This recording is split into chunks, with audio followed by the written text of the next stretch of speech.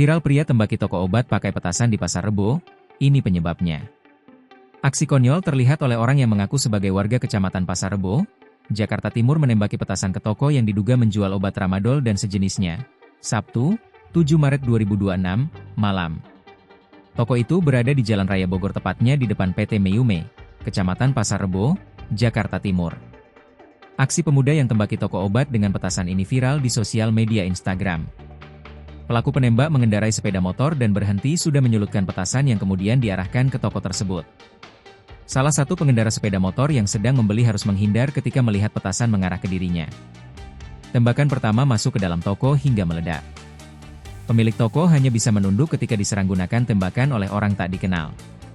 Aksi pemuda itu bisa memicu kebakaran dari percikan api kembang api bila mengenai bahan mudah terbakar di dalam toko.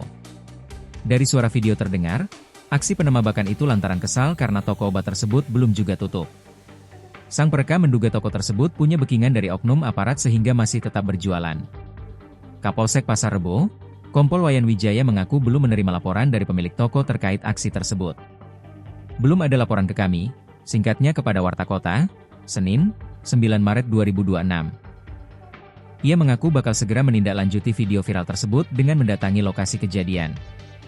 Wayan juga sudah meminta jajaran untuk mencari penembak toko obat tersebut karena aksinya membahayakan pemukiman warga sekitar.